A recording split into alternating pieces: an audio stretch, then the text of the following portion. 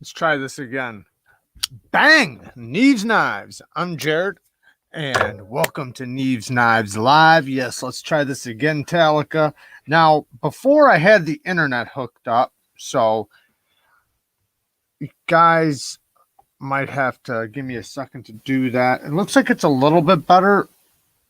We'll see how it goes. I'll wait to connect the internet when we get to that part. Wait for some people to come in. I see it's just me and Talica right now. I noticed there's only 2 likes, so I know it's just us two. So Talica, you pretty pumped on this slim MIDI I got sitting over here? Beautiful box. Beautiful box. A lot better? Good, good, good. I'm very happy about that. I can't stand it when it gets bad. And we've done like so much to try to help the quality. Now, I was on Best Damn EDC's live the other day. Not on his live, but you know, he was live and I was watching, commenting. And his camera is so good. Like he can literally in a live too, and not pre-recorded, in a live, he could sit here just like this and it's crystal clear. And then he can go like this and the camera just zooms right to it. And I mean, it's so crystal clear. It's like as clear as my regular camera when I'm recording. And I asked him, I said, man, I got to ask, what kind of camera are you using? And he told me, and then he told me, he's like, the camera's really, really good. He's like, but it's the lens. The lens I got is amazing. I said, okay. I wrote it all down. I wouldn't look that shit up. $3,500 just for the camera. Like $1,200 for the lens. I was like, yeah, that ain't happening.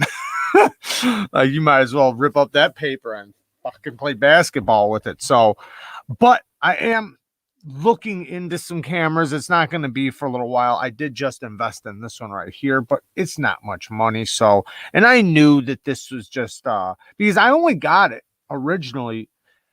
I mean, I got it for the live streams, but I got it because my phone's camera was going bad and I wanted to be able to still do the lives while I was waiting for my new one, if you guys don't remember. But I did plan on getting upgrading eventually. So this was just getting me by and it works good. It does work good, but it's nothing quality. It's this camera right here that I'm using for the lives, because this isn't the camera I record on, but it's basically for gamers. It's a live stream camera for gamers. But gamers never show you anything. They just sit there and play while you see their face playing the game, right? They don't never show you anything up close and try to get you to see little fine details, which that's where this one shits the bed. At a distance like this, it's pretty good. Man, I hope this camera's or this internet's not going bad, but at a distance it's okay. It's not bad. I know right now it looks crappy for whatever reason, but it has the potential to be really good. But up close, man, this thing is crap. Hey, you bunch of dummies, hit the like button, especially since we restarted everything. But man, it looks like Canada's stalking us still, is what it looks like. I'm sorry, guys. I don't know what's going on. I mean, we got really good internet and everything. So we got 10 dummies that haven't hit that like button. 10 dummies that haven't hit the like button. So let's check this thing out. 7 Ready's in here. What's up, 7 Ready? Hi, first time joining the live since it's 2:45 a.m. here. Greetings from Switzerland. Check out my knife channel if you like. Shout out to 7 Ready. I've definitely checked out his channel before. Shameless plug. We don't ever worry about the shameless plugs. Go check out 7 Ready from Switzerland. He does have some really cool knives. Actually, some very beautiful knives.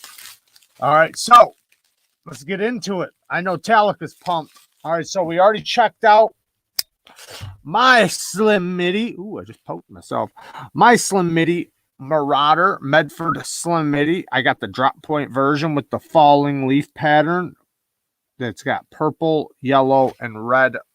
Purple, blue, and kind of not red, but pinkish falling leaves. And then I also got the flamed clip. Very, very beautiful. Now, let's check out Talica's. Talica's was sent directly here so that I can tune it up. I actually just sent a package out to Talica. He just sent me a bunch of knives to sharpen, finished them up, sent them back, and we got another one already. So this one's in for sharpening for Talica. We have Authenticity. You guys might have seen this one before. Did he put Gillian's on here or something?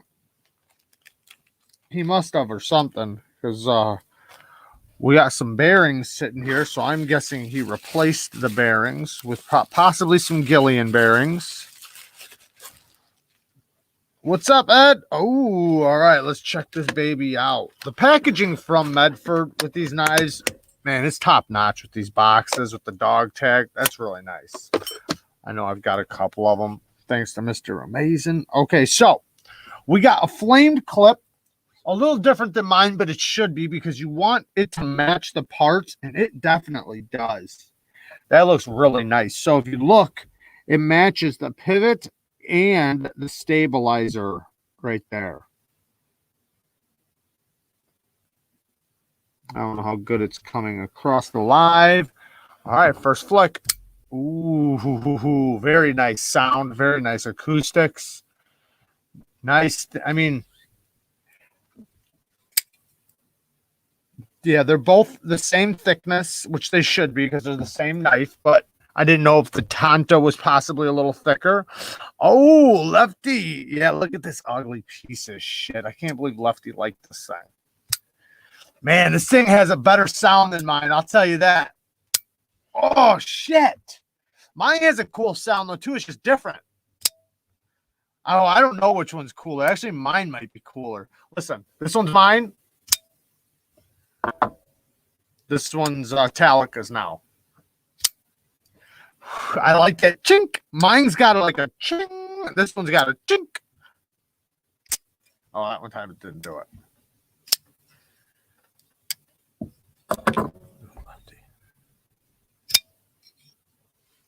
This one's got a... They're both very nice. All right, let's check the drop. Very, very smooth. Let's check my drop. Mine's a little bit drop shuttier, but I've had mine for longer, though. Like, quite a bit longer. This one's still crazy smooth, though. Yeah, that one's still just damn near as smooth as mine. Man, I like that sound. Nice lockup. It could use a new edge, especially in this front portion. This portion's not bad, actually.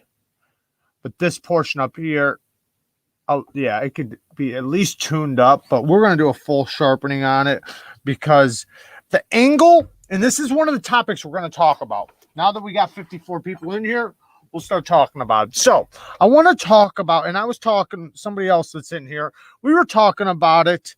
What's up, Bama? We were talking about it earlier. So talking about angles with edges. So lots of new names in the chat. Yeah, welcome everybody, especially everybody that's new into Neevesknives Live. I know I do have a lot of new subs lately, so welcome. I appreciate you guys. Thank you guys for subbing to the channel. We're going to talk about a bunch of knife stuff and all kinds of other stuff. Feel free to ask any questions.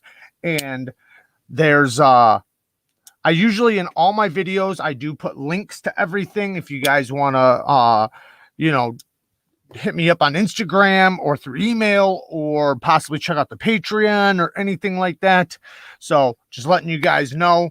But let's get into it. So I wanted to talk about angles because earlier I was talking about this subject with somebody, and whoever doesn't know, I sharpen knives. People send me knives. They pay me to sharpen knives. So I have a sharpening service.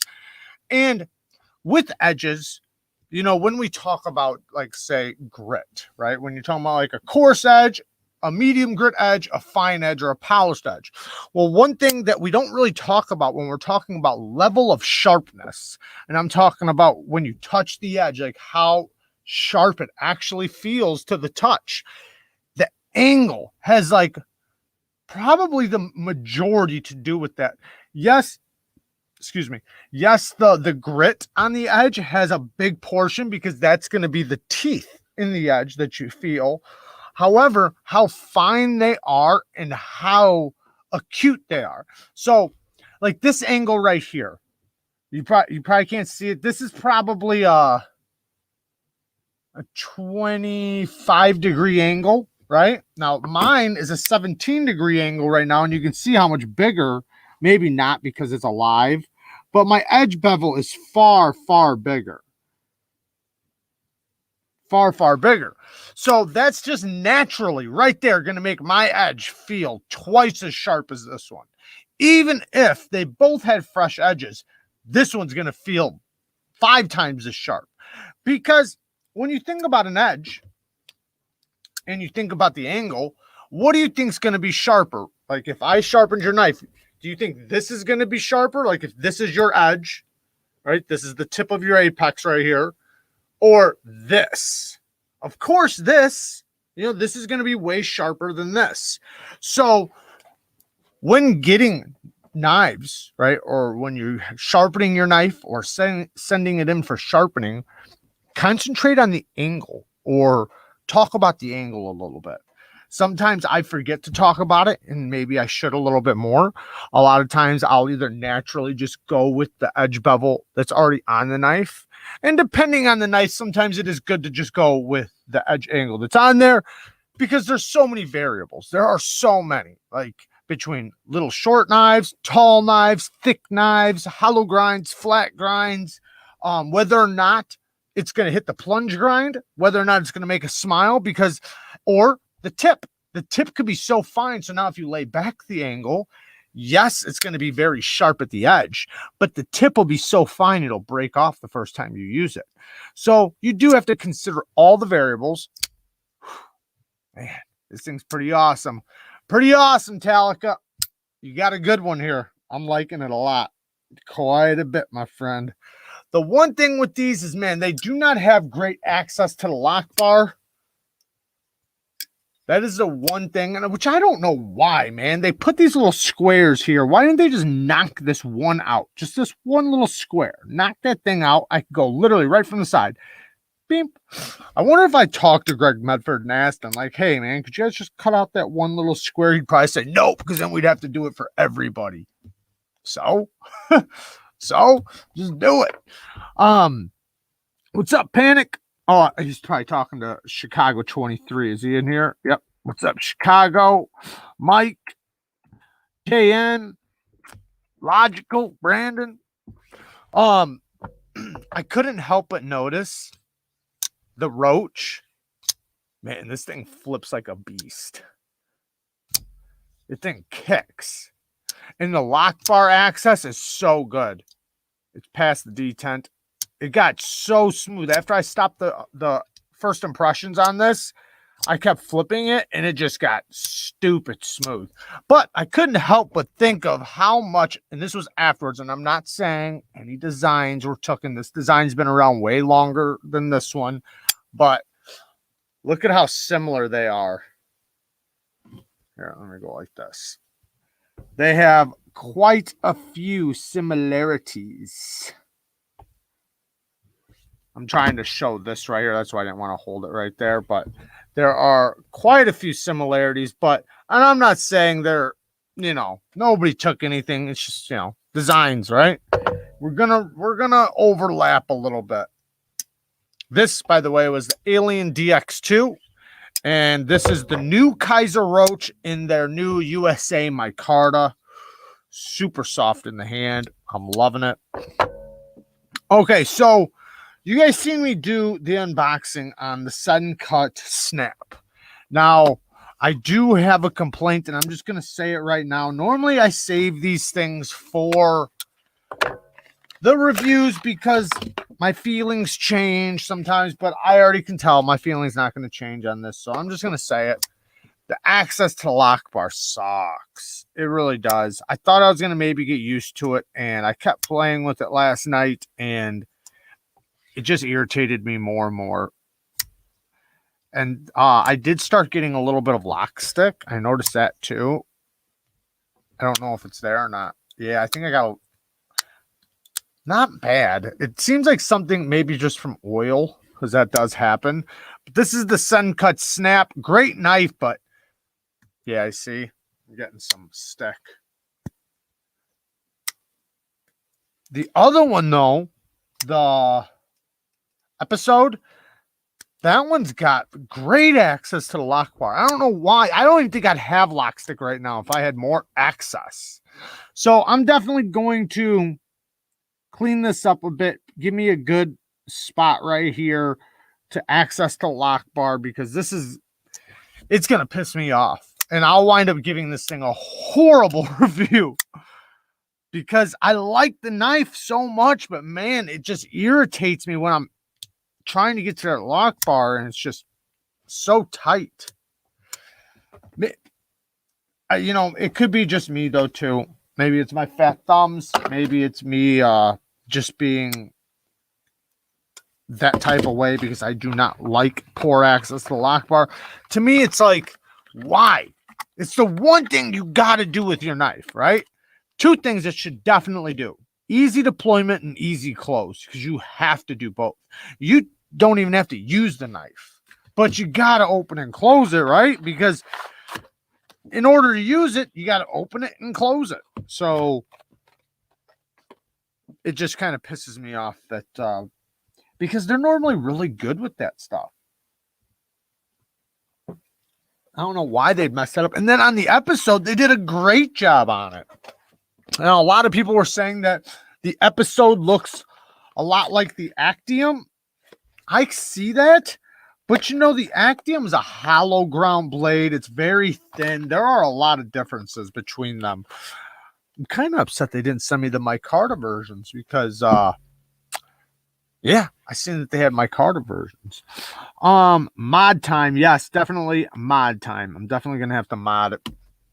It is what it is. You know, I don't mind modding the knives, but sometimes I wonder if I should, because I look at it in two different hands. Should I mod the knife for the review so that I can teach people how to fix it? Or should I review it the way it is so that I can bitch about it so that people understand that this is an issue? Some things I know are so easy to fix that I'd rather just fix it so that I can show people like, hey man, this is an easy fix. It's not even nothing to complain about. But have you tried Gunny Juice? I have not tried Gunny Juice, but one of my friends says it's not as good as KPL, and I love me some KPL. And I'll be honest, I've tried a lot of different knife pivot lube. Not one of them, none of them have stood next to KPL. None of them have been nowhere near as good as KPL. So, I mean, I'm willing to try it. I'm willing to try anything, but I mean, there's no reason for me to go out of my way to buy it. For what? I mean, I'm very happy with my KPL. Now, if I buy some Gunny Juice or I got some Gunny Juice and I tried it and it was better, I would say it. I just want the best pivot lube for my knife. But I'm not gonna, I don't know. I've tried so many, like literally, I've got so many different kinds of oils and all of them suck compared to KPL. See, even Lefty, KPL is best. And he's a detent diva. So it's hard to argue with him about that. Nah, bruh. Gunny Glide is the truth. I guess I just have to try it, you know. I've had nano oil. I've tried it. I've tried so many. But the nano, I promise you it's better. I used to love KPL. Like I said, I'll try it. I almost wonder if maybe one is better for steel bearings, one's better for ceramic bearings, one's better for washers, one's better for Teflon. I don't know. Normally with Foster Bronze washers, I use grease though. I don't use, sometimes I use oil. I'm not saying I always use grease, but a lot of times I use grease. But it's got a weak break in. And then that kind of bothers me. If I have to wait a week for my oil to break in. That doesn't even fucking make sense in my brain. Like, I've used oil my entire life. my entire life on everything you could imagine, in mechanic shops, on everything, even greasing things. Like, I've never seen it where it's like, wait a week for it to break in. It doesn't even make sense. It should work immediately, because the point is it's lubricating the balls to make them more slicker. Why would it need a week? What does the week do? Does it ferment or something? Like, I can't imagine what it does in a week. The only thing I can imagine is that it dries up. It dries up and now it's dry. And now it's just dry, and you realize, because there are some times when, like, say with grease, where you put too much grease on and the action isn't as good. And then once it kind of dries up a little bit, it gets very smooth. I've seen that with grease, but that's not the grease breaking in or anything. That's the grease drying up or going away. KPL really is great stuff. Who wants to stink from 3-in-1? Yeah, well, he's talking about the gunny stuff. And I agree, though. The KPL smells good. That is a benefit.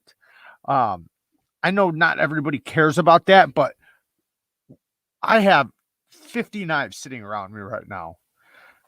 Like, if I oil all the knives around me and stuff, yeah, you can bet there's a scent.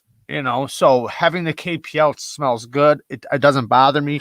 If I start flipping it and it gets on my hands a little bit, it doesn't stink like oil. But yeah, with other stuff, it's like you'll put it on, and then you'll go to take a drink of your coffee, and you'll smell oil all over the place. I don't know. I have no reason to try anything else until my nano tube's out and it's half full after 2 years. Well, my KPL, and this is another reason why I love it.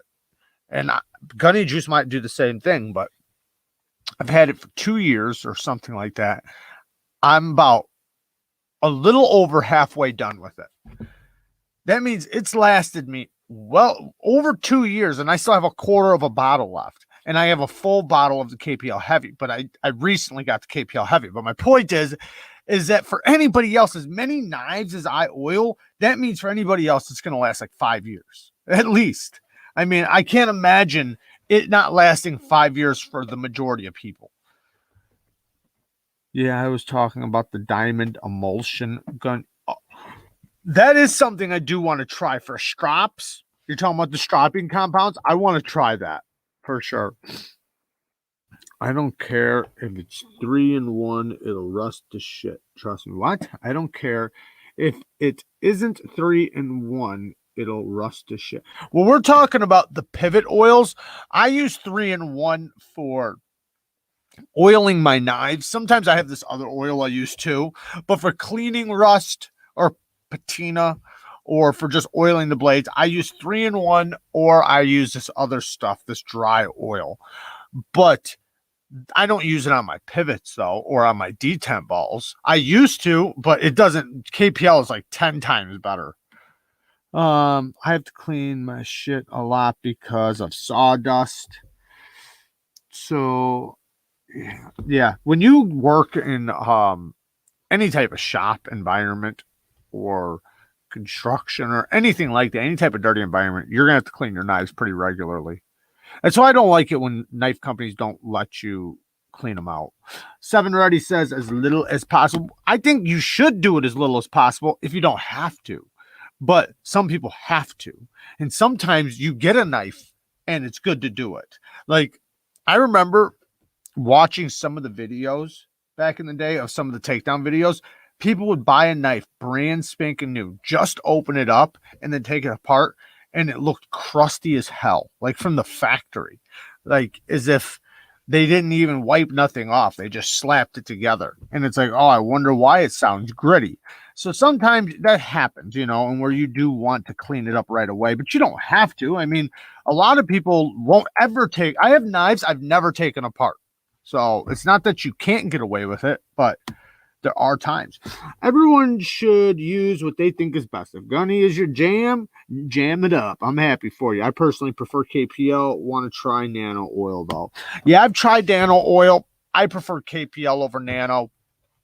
I want to try Gunny, but as of right now, KPL is my jam. Snake oil. I haven't tried this. Someone makes some pivot lube called snake oil. I don't lube my pivot. Trax lint. Some people are like that too. Some people don't like to do it. But the one thing you should do though, right? You don't have to do your pivot so much. You should do your detent ball though, because your detent ball does need it. I couldn't tell you how many times I've gotten knives where they're just gritty, like literally just like, and then you just put one little drop of KPL heavy and it's smooth sailing. But yeah, I would recommend the heavy over the regular stuff, to be honest.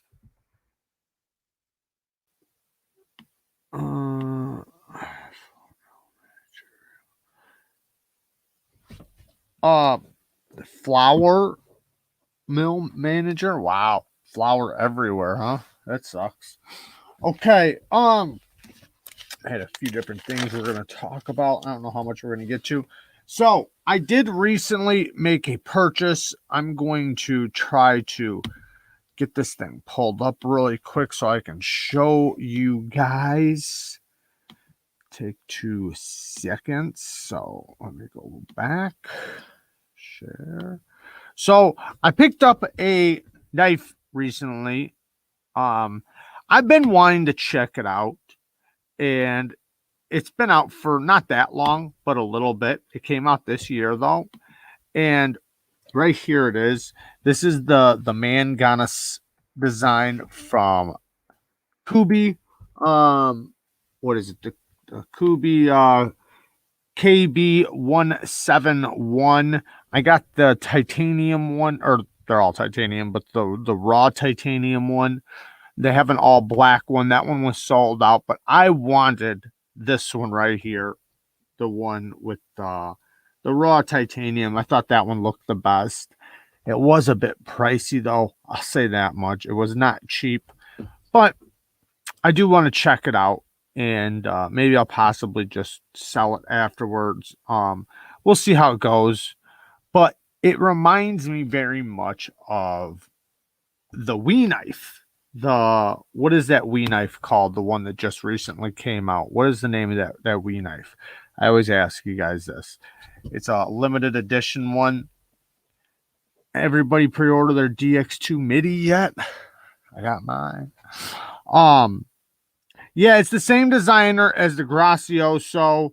Not that one. No, the other one, the one I didn't get. It looks the Fornix. Thank you, Chicago. So it looks very similar to the Fornix. I remember when it first came out, he was a little suspicious because he had sent his design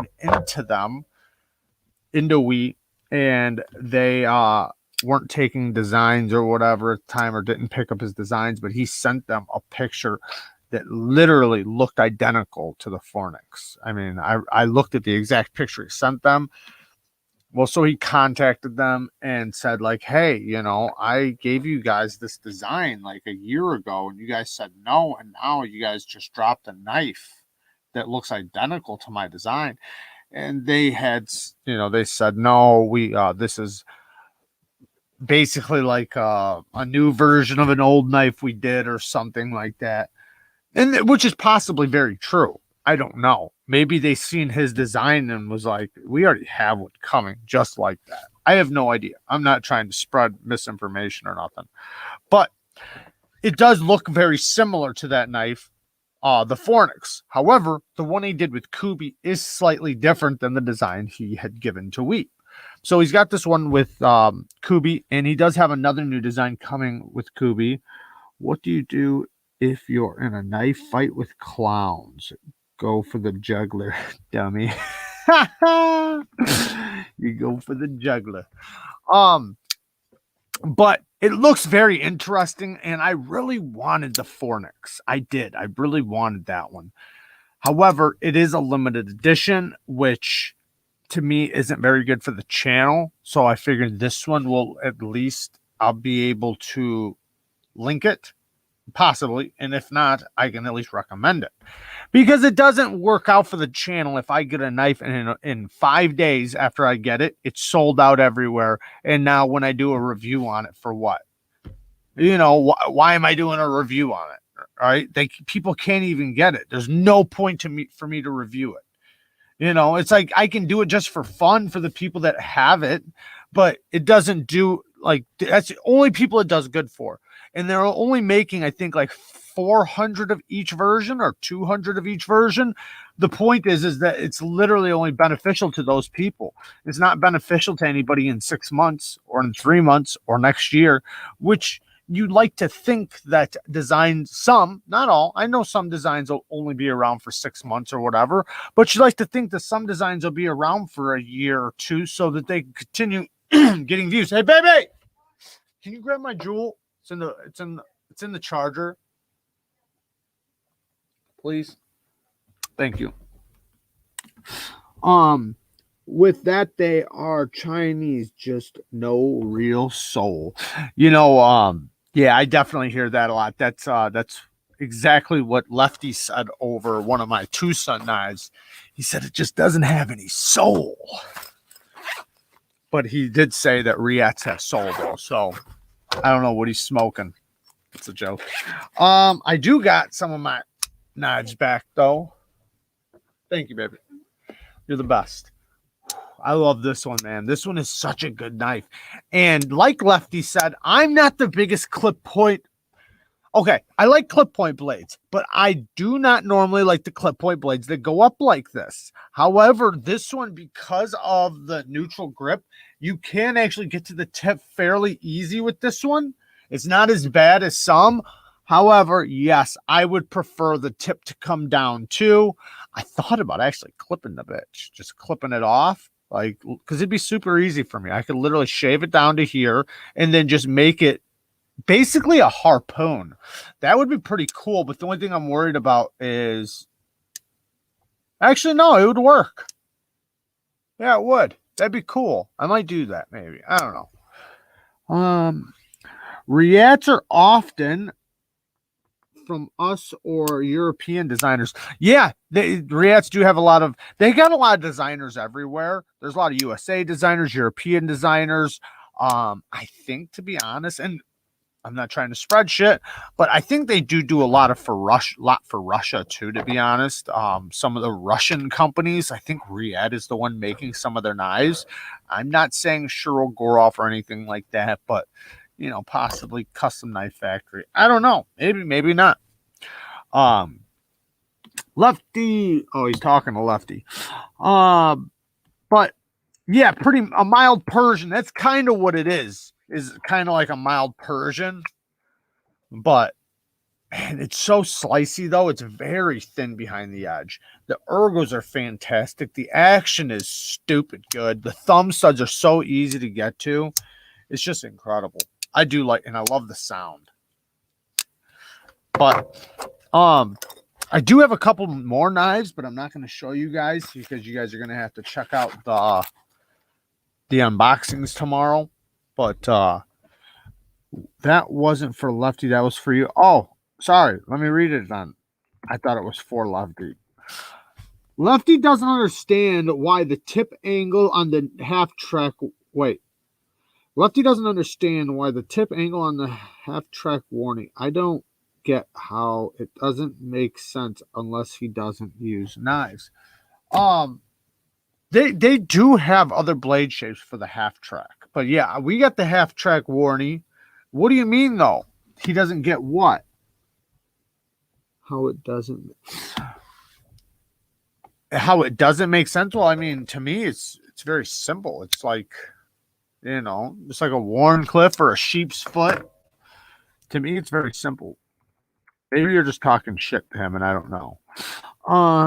I heard Custom Knife Factory has Riat make the actual parts and assembles them in Russia and tunes and QCs them. That would make sense. A lot of companies do that. So, you know, there's nothing wrong with that, but you should usually say it, which I honestly don't think anybody would be upset at that, because that would make the price make sense, because it's not cheap for Riat to make the parts. Okay, it's cheap for them to make the parts, but they don't sell them cheap. So, and they do have a little bit better build quality than other companies. So, you know, sometimes you do get what you pay for. And then you got to pay another company the shipping and the other company to assemble them, to tune them, you know, probably sharpen them. I don't know.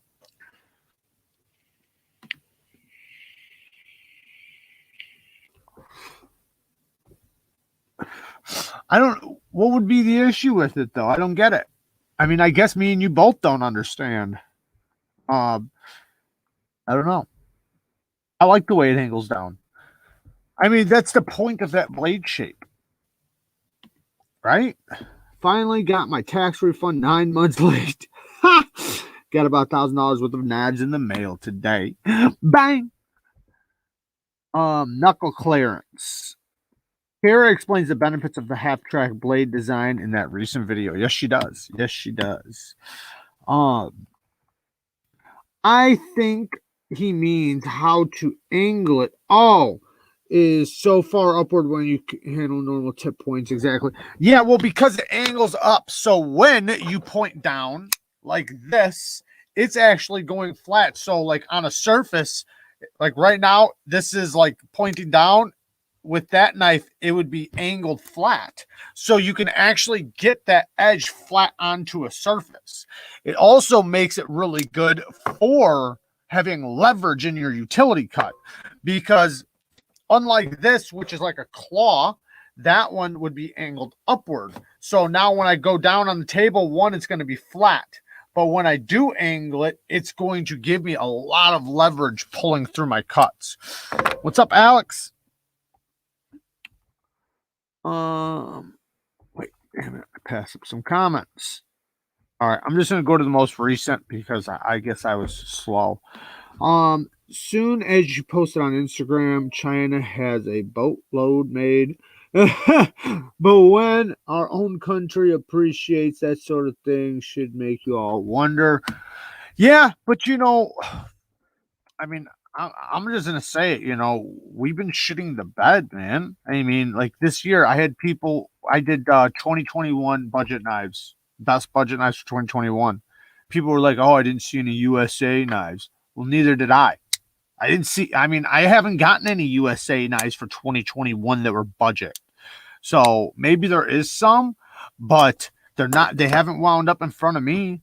Like, and I don't, it's not like USA companies are trying to send us any knives. Like, it's not, you know, like I have companies sending me knives to check out. It's never USA companies, for one. Number two, I would buy them, but I don't even see any. I don't even think they made any. And if there is a couple, they went past my radar, right? If I seen them, I probably would have got them, especially if they looked any good. Like Kershaw, the only thing I seen from Kershaw was the same shit. And none of them were USA made. So where was the USA made Kershaws this year? I didn't see any. So, you know, I mean, I understand everything went down this year, you know, or last year, whatever. But to me, man, fucking keep shit rolling. But I don't know, man. I'm not trying to talk shit. The only USA made budget knives I can think of are the Buck 112, but it's the same thing. I don't know what the 055 is. I did see a buck on Stasa 23's channel, but I didn't see that until after I made that video.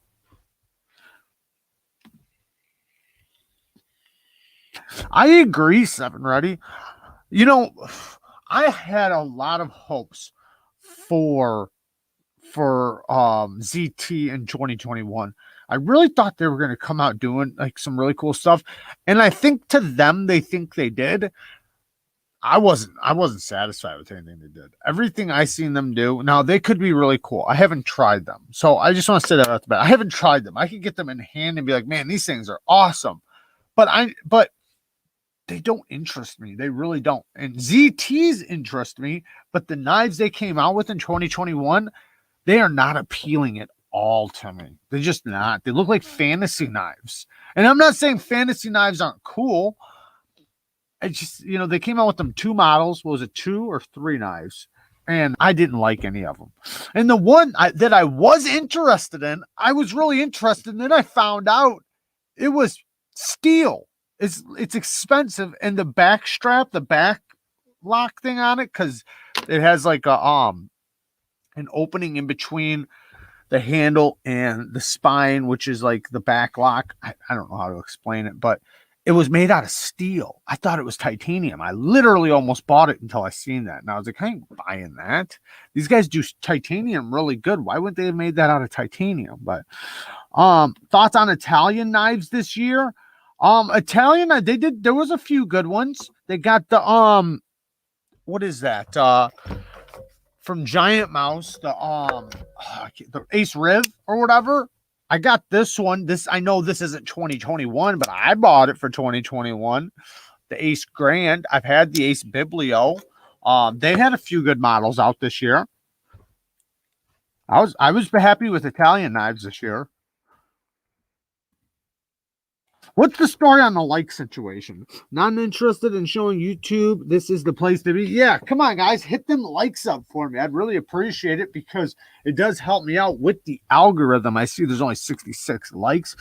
I'd really appreciate it, guys. At least I got 2 thumbs downs because I keep saying the F word. Maybe we can get those up. Or, I guess, down. Oh, thanks, Breeze. Too many Civivi reviews. But Civivi's killing it though. Civivi is coming out, and that, man, I'm not trying to sit here and go political or anything. I really don't want to. I mean, you guys know how bad I want to, but I don't want to. I don't want to get this video flagged, but that's you can't shut down a country, man. You can't do that. When you do that, then and you see your competition shitting stuff out. I mean, this is the outcome. And what can you expect? That's why these companies shouldn't have stopped. They should have kept it rolling. But I mean, it wasn't my company, so they're the ones that are going to have to catch up next year now. The 308 looks cool, but their heat treat, I haven't been. Okay, so I sharpened one and it was really good, actually. I sharpened the 308 the other day. It was really good. It was in 20 CV, or was it? Yeah, 20 CV, and it felt really good. Now, I agree, though. ZT's heat treats normally not the best. I have been disappointed in the past. I did an 0562 recently that was okay. It wasn't bad. It wasn't great. It was okay. But that 308, though, was good. It was good. I was actually surprised it was so good because I think that was possibly the best heat treat I felt on a ZT yet. And I've done a bunch of ZTs, but you're right though, man. And it does kind of put you in a sore or a bad place though when you're wondering, like, what am I gonna get? Nobody wants to flip a coin on their heat treat.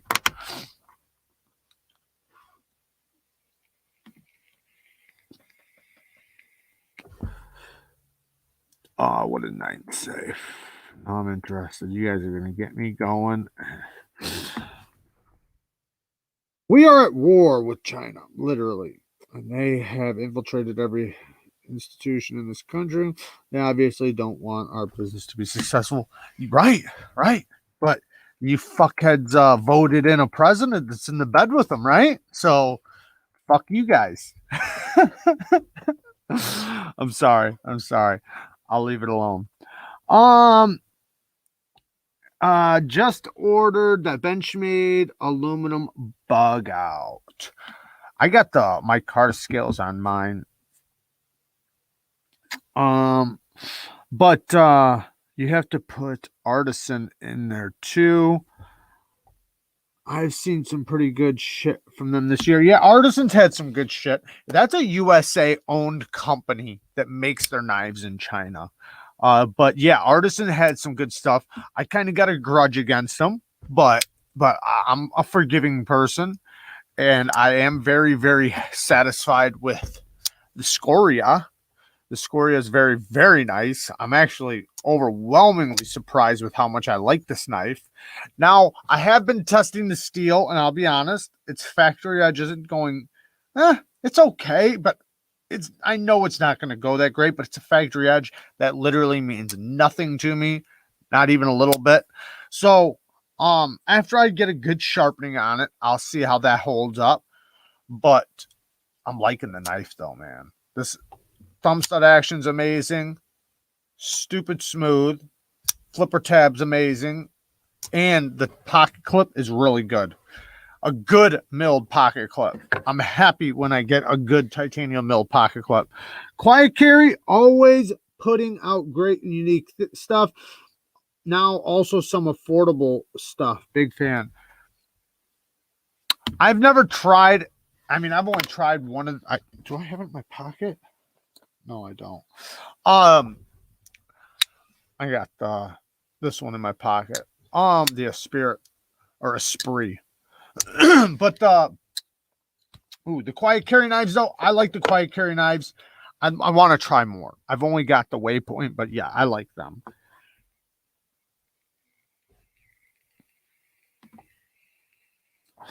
If you can afford a Civivi, you can wait a couple more weeks and get a Hogue Spider Core Benchmade. Yeah, of course. Of course people can. But sometimes you can't really blame some people, and I'm talking about myself included.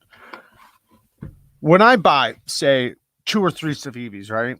I say, yeah, that equals, say, 1 Benchmade. Let's just say that's true, right? Even if it's 4 of them, whatever. These Benchmades are expensive. Their fit and finish and their grinds are so good. Like, 9 times out of 10, there are a lot of Civivis I'd rather grab and cut with than a Benchmade. Now, I'm not saying all Benchmades, and I'm not saying there's not great. I love Benchmade. I've got a few of them. But when we're talking about a user knife, and I understand their warranty is really good. I understand, if you get the right one. But a lot of times people, I guess you can watch reviews and find out. But like, say with that company, people are pretty much guaranteed to get a good cutting knife, right? They're guaranteed to get good action. They're guaranteed for a lot of things.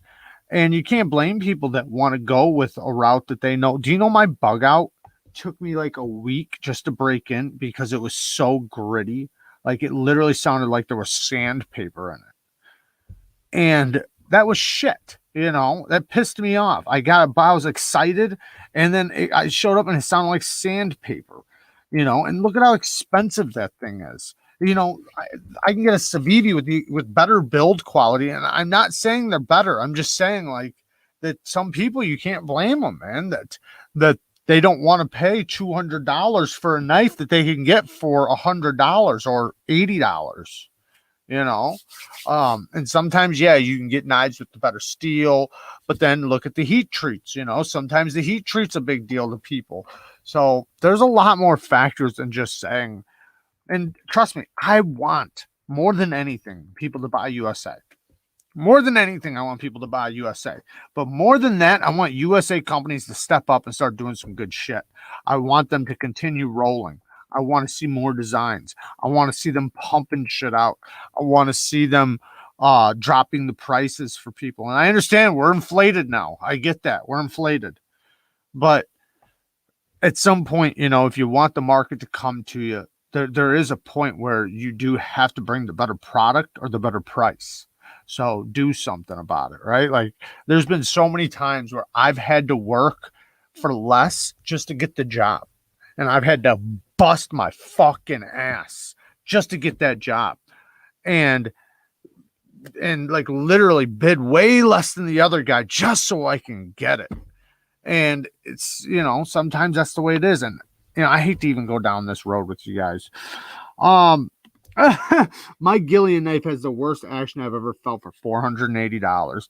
I'm sorry to hear that, Talica. The Gillian knife I tried had the satin finish, but I know yours has that stone wash. I never tried one with the stone wash, so but it did have tighter action. I do remember that. Like, it wasn't it was like a slap shut action. But are you into any custom knives or just production? Good place to support US markets. Yeah, I think a good place is some of the customs, but the mid-techs. The mid-techs are really good.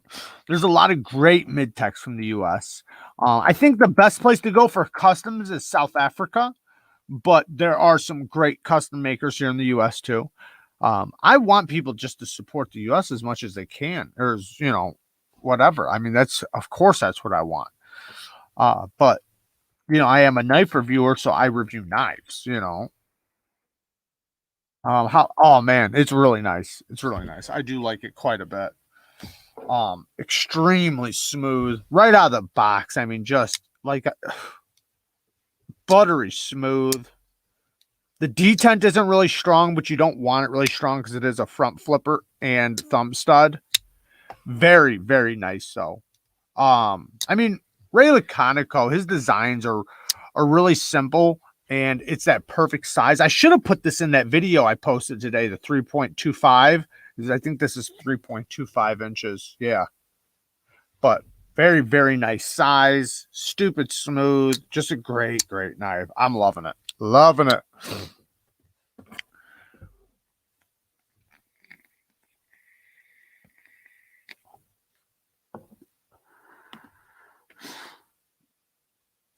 Yeah, I agree. And that's why I want nothing more than to buy products. But we gotta make them, right? Yeah, yeah, I'm off the Joel. Yes, sir.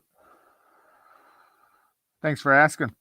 Um, I'd love to see it, but let's get back to knives. Yeah, I agree, Brandon. I agree. Let's get back to some knives. So, speaking of knives, though, the Wee Sakshi, that thing looks pretty fire. Let me pull that beast up. This thing looks pretty cool. Um, and then we got some other things we're going to talk about right after this.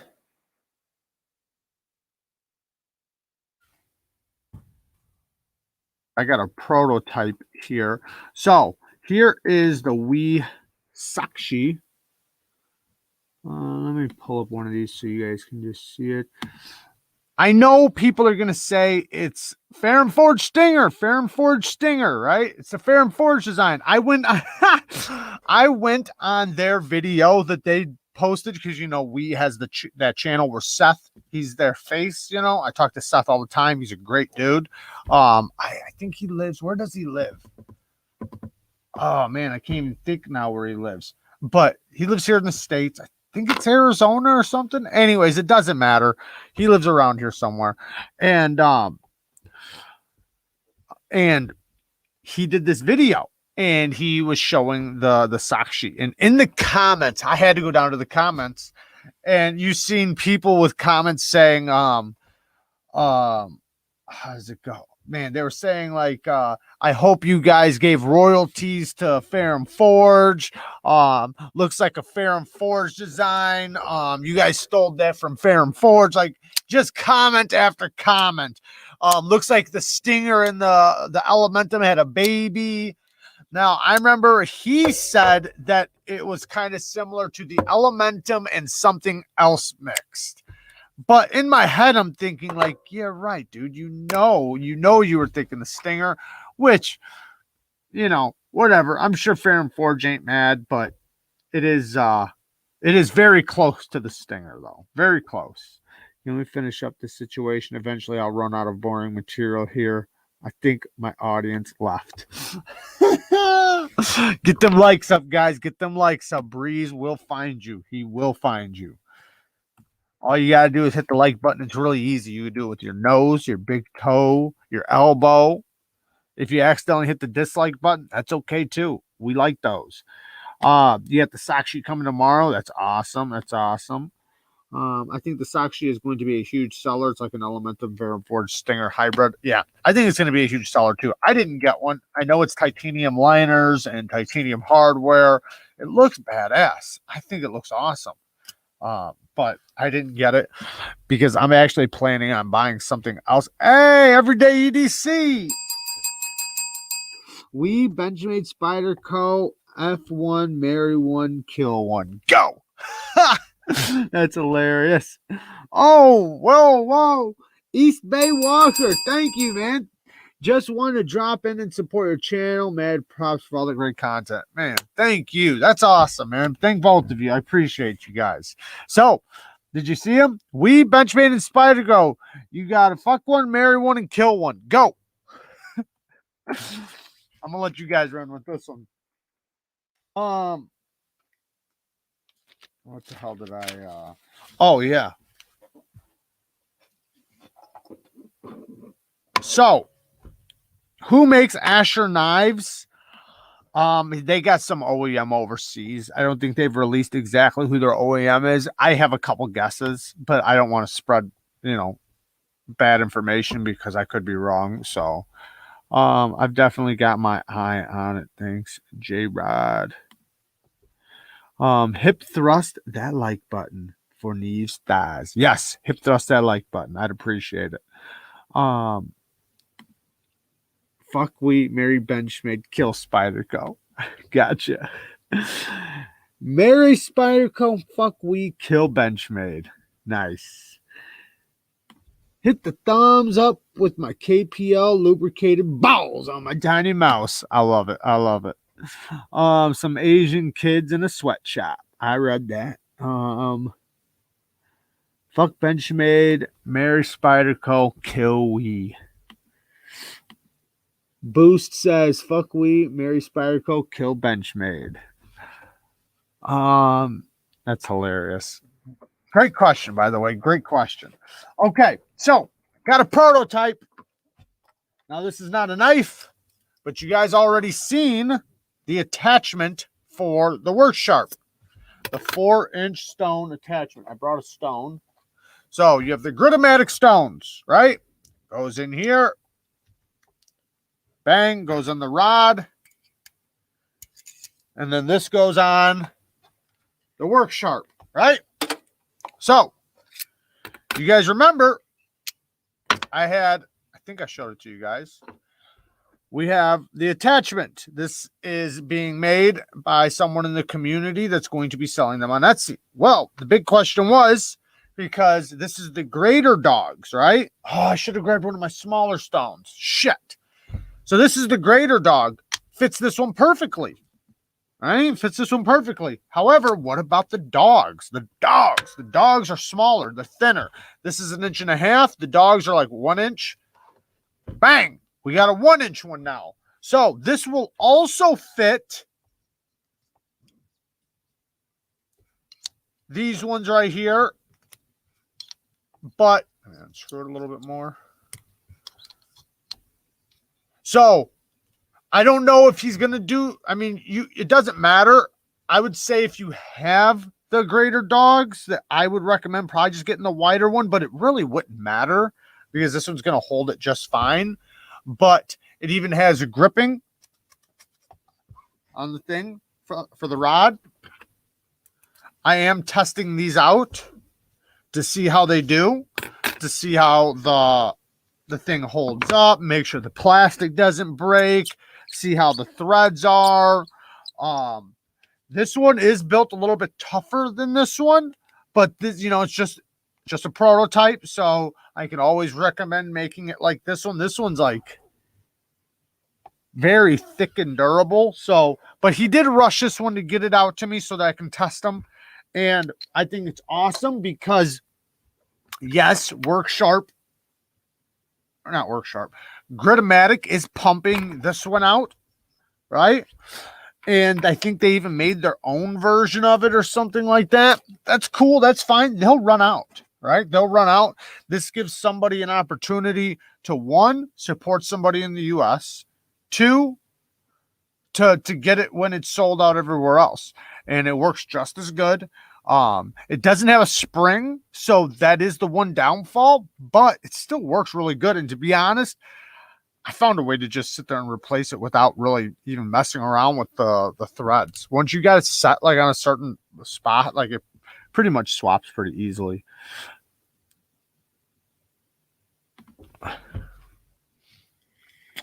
Go give Outdoor Gear Addiction some subs. There's the link right there.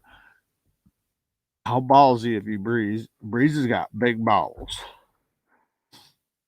If you don't use that much, Jared, I will. What?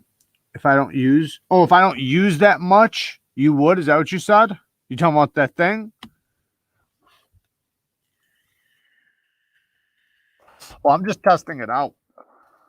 I got 3 of them now, so I once shaved my testicles with a knife. Now I lack the balls to do so.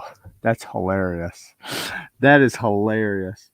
I actually use a straight razor. A little information. Works good. Da, da, da, da. So, I know this isn't like about knives. This is more about the videos. And fuck them all, kill them all, stay single. Bang.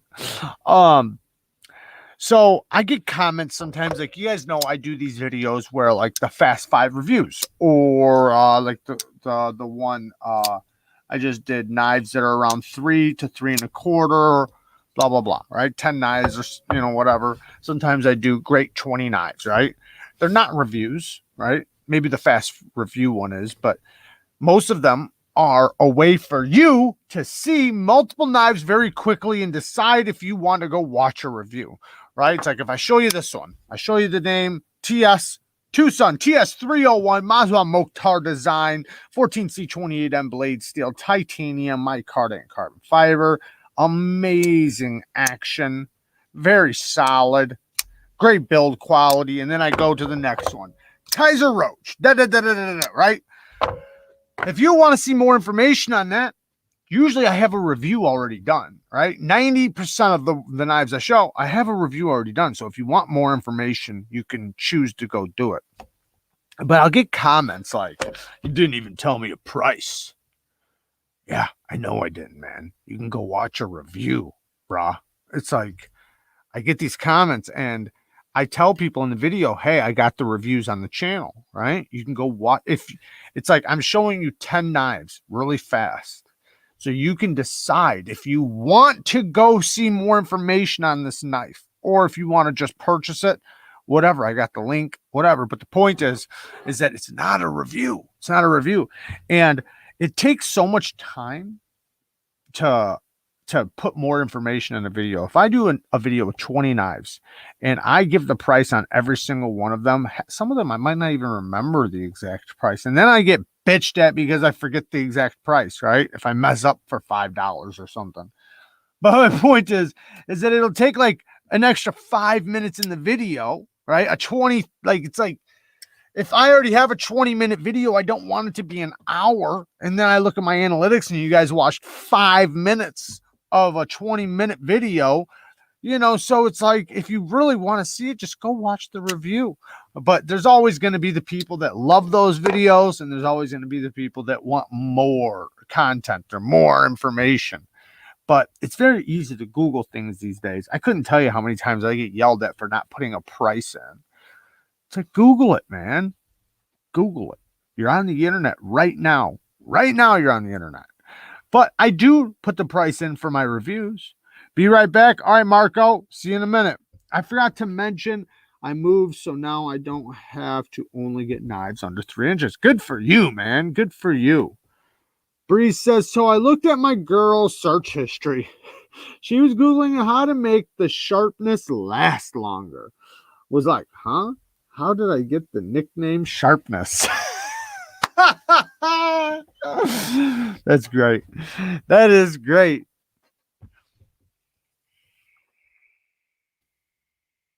We just, where'd it go? What's up, bud? We just had 8 fighter jets go over my house. Holy shit. Well, that sucks. You probably, what, do you have a base nearby? I already talked about that. I didn't get to write a lot down, but I do have some written down. So let me ask you guys this. I appreciate the 5 to 10 minute reviews. Thank you. Thank you. I think a lot of people do. A lot of people do, but there's always going to be the people that think I'm going too fast or I don't put enough information in them, which is fine. That's why I show you the name. I usually tag the name in there. And if I can put a link, I do. And I get bitched at a lot for not putting in a link. And it's like, I'm not putting in links for things I'm not affiliated with. And I hope you guys understand why I don't do that.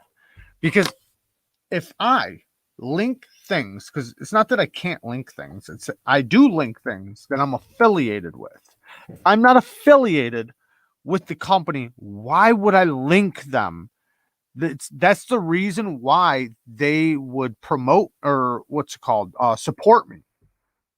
Hey, how about the best steals on knives under 50, 100, 150, 200, even if not the best knives you like?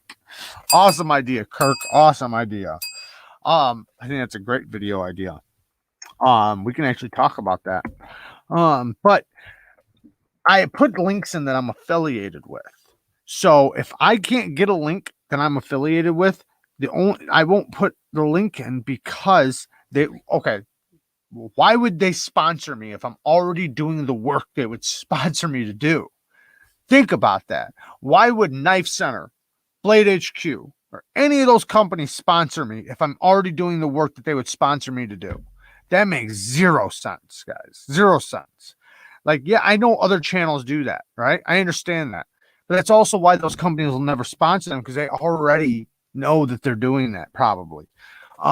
And if they do wind up sponsoring them, that's awesome. Good for them, right? I'm not going to do that because it takes time. It takes time for me to go and find links and get links. And then the ones that I am affiliated with, yeah, I don't mind doing it because I'm affiliated with them. I make something off of it, or they send me something, or I support the guy, or like say Alien, right? He sent me his prototype, so of course I'm gonna link him, right? That makes sense.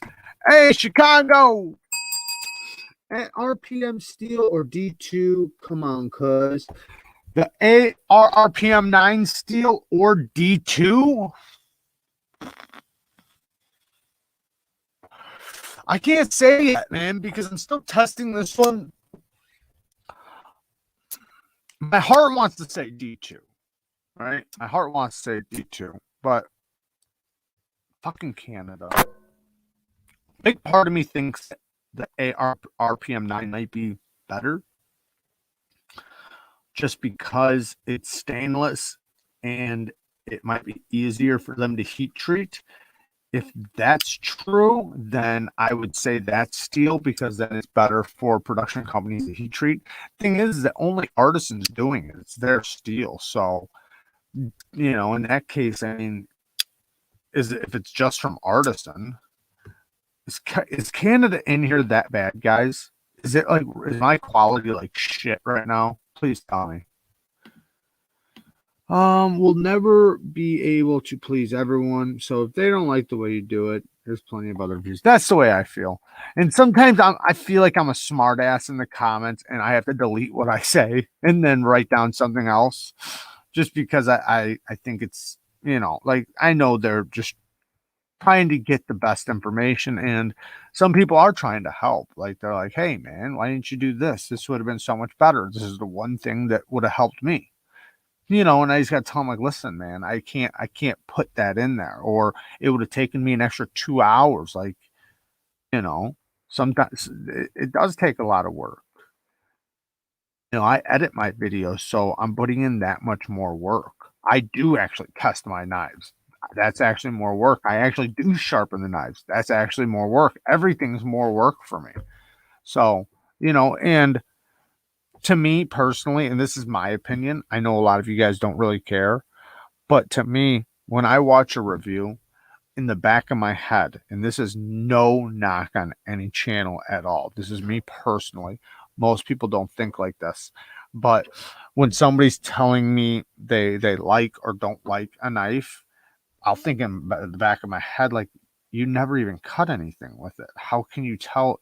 Because it's a cutting tool, it's a cutting utensil. It's like grabbing a firearm, right, that you've never shot, and then talking about how you don't like it. You don't like the look of it, right? You haven't even shot it. How do you know?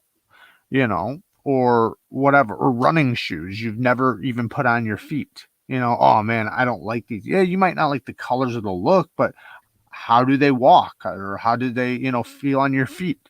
But you've never put them on. I don't know. Just my thought. For the knife sharpening lessons, brother, I'm getting good because of you. Awesome, Joseph. Awesome. I'm glad to hear that, man. Thank you for the donation. Thank you. I'll DM Jared on Instagram. No fear. Yeah, hit me up on Instagram. You guys can always hit me up on Instagram. I will almost always go stainless. That's a big deal depending on where you are, because like Mike Emler, man, he sent me back some of my D2 and there was specs on it. There was rust specs. Now, the same knife here, I ain't got no issues at all. So if you're in an area where you do worry about patina or rust or anything like that, obviously use a stainless, you know. But not everybody is. Some people are in very, very dry areas where it literally makes no difference. No difference at all. Like they would rather have the better edge retention that D2 is going to give them, depending on the company they're getting it from. But if you're getting it from a reputable company, D2 is going to give you better edge retention, most likely.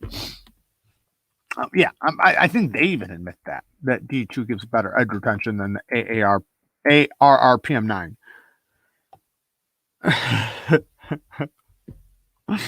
I read that.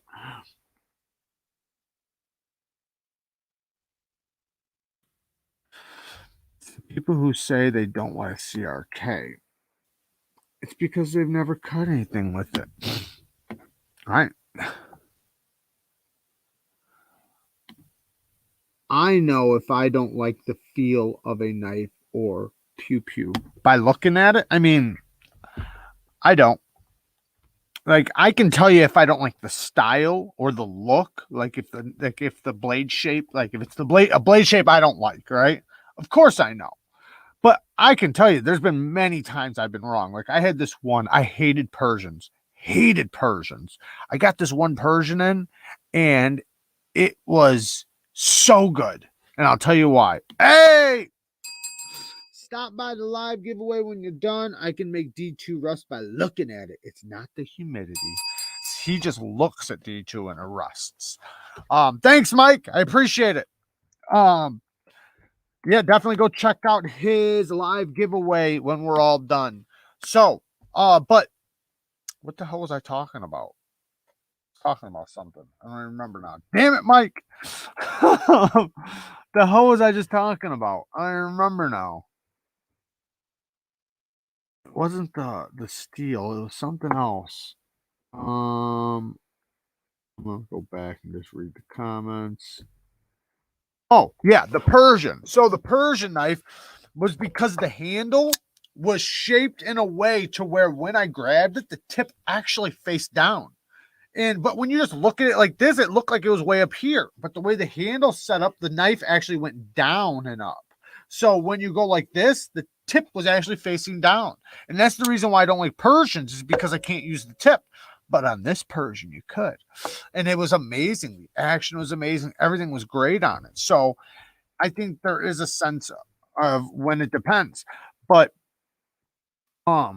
like yeah, if you just don't like something, right? Like just straight up don't like it because of this thing bothers you in the hand, even though you haven't cut with it. So I've also had that happen where I'm like, ooh, this thing, I don't really like the way this thing feels. And I start cutting with it and realize the thing don't bother me at all. Like maybe to fidget with. So there are factors and variables. So sometimes you just know. Mike used to be a Persian. Oh yeah, it was a Persian. Yeah, thank you, Mike. But yeah, sometimes you do know right away. I get that, but not always. Not always. I'll tell you what. I couldn't tell you how many times I was like thinking this knife's okay, right? I just was okay with it. Then I brought it to work, and then I didn't want to get it out of my pocket. I just wound up loving it. And it seemed like all I wanted to do was carry that knife. It's kind of like even like the Slish Bowie. The Slish Bowie was like that. Not saying I didn't like it ever, but when I started using it, I fell in love with it.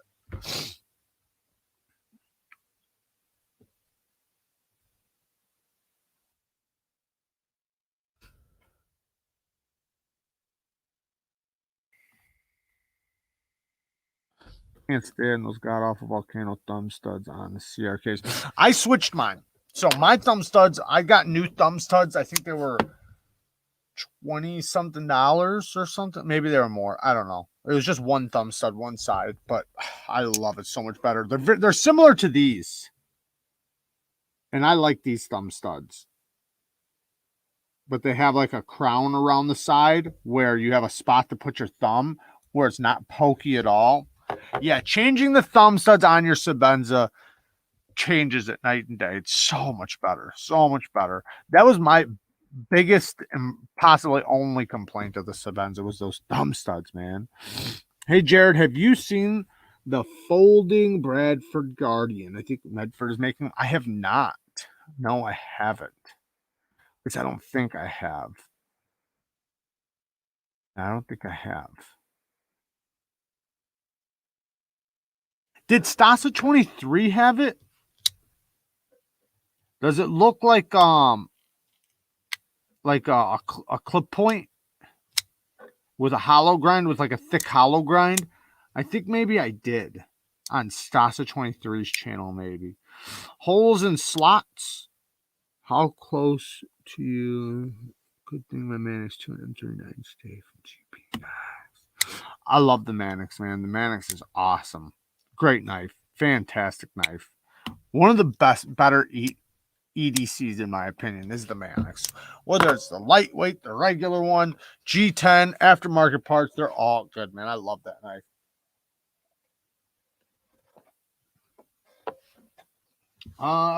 So would you guys, Mike doesn't mind CRK's thumb studs, but it's because I owned a Sebenza forever.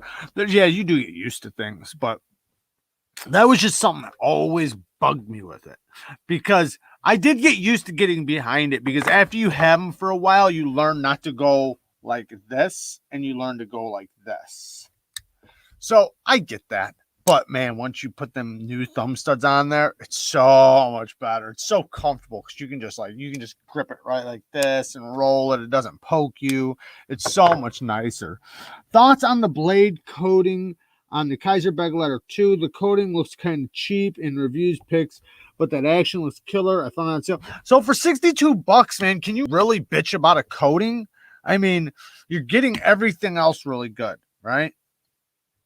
And if it bothers you that bad, let's just say it bothers you that bad, stonewash it. Stonewash it, you won't have to worry about it. Just do a good stonewashing on it, it'll be fine. But yes, the coating doesn't hold up the best. It's not the best coating ever. It's very similar to this one seems kind of, maybe not. It's very similar to like the Roach, or I think the Sheepdog is stonewashed already. But yeah, use it. If it starts chipping up on you, fucking stonewash it, because it's $62. You're getting a good steel, micarta, ceramic bearings, the best thumb stud action, slicey, good geometry, good blade shape, good size, deep carry clip. It's hard to complain about the coating, because if you're going to use it and the coating gets scratched up, just stonewash it if it bothers you. If not, deal with the scratches. It's a user. There are some knives that, to me personally, I give a shit less if it gets scratched. Like this knife right here, I don't care if this thing gets scratched up. Scratch away, right? Because the scratch that this knife gets means it's the scratch this knife did not get. Now, I'm not saying I care if this knife gets scratched. I'm just saying I'd rather scratch this than scratch this. Now, will I scratch this? Yeah, fuck it. I don't care. It's a tool. But if I have the choice, the scratch is going on this. So that's kind of the way I look at it. And I don't really worry about the scratches too much. But with finishes that, like, because I've had knives where they were messed up. Like, they looked bad. Like, you looked at it and you almost, like, in the camera, you almost felt bad showing it on a camera because it just looked like I just destroyed it. So what I would do is I just acid etch and stonewash it. Then it looked like a brand new knife. Bang. Bang. I'd like to where'd it go? Fucking thing. I'd like to personally say thank you to the 106 likers in this live. I'd also like to say to the 5 dislikes, go fuck yourself. Thanks, Breeze. Yes, thank you guys for dropping them likes. And I'm thanking you guys for the dislikes. Breeze is the one who said, you guys know.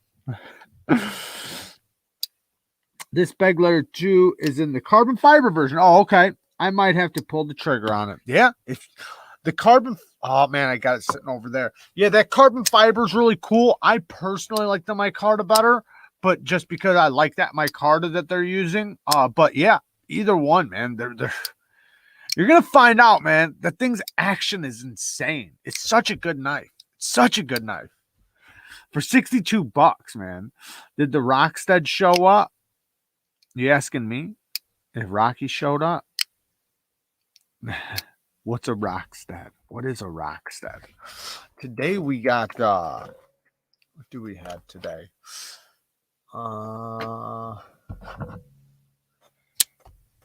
Today we got one of these. Oh, we don't got a Rocky sitting right here. We got it sitting over there. And then I think I showed you this guy. I'd be loving this guy. Bulldog EDC. I'm not going to upload after this, Shane. Jared, what recent knife up to $250 do you recommend? This knife's really good. The Wheat Esprit. Very nice. Ray Laconico design. Thumb studs and 20 CV. Thumb studs and front flipper deployment. It's got the orange peel finish. Stupid smooth. I mean, it's very, very smooth. Very nice sound, too. I got the all-tie version. So, very awesome. I like that knife. I'd recommend it for sure.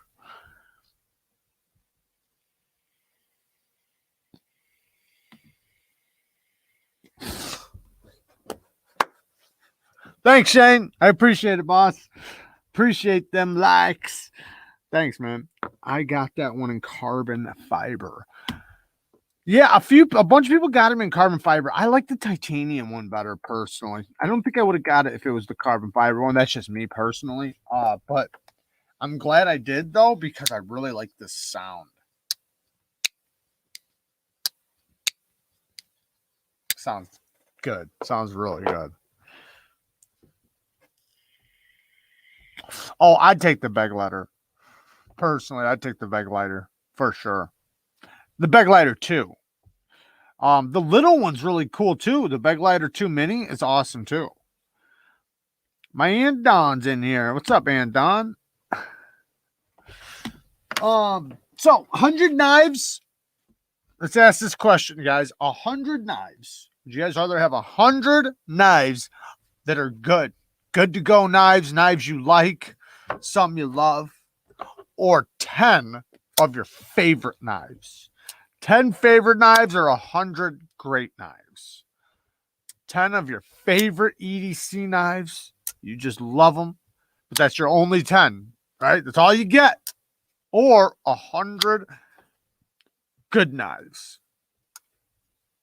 10 favorite. Bree says a hundo. Beg lighter 2. Where'd that go? Damn, everybody's picking 10. You're all fucking liars. You are liars. I can't believe how many. I should have known this is a live full of dummies, but I didn't realize how dumb you guys were. Okay, Russ is the only honest person besides Breeze. Breeze and Russ are the only honest two, because I'd love to ask you, dummies, how many knives do you have in your collection now?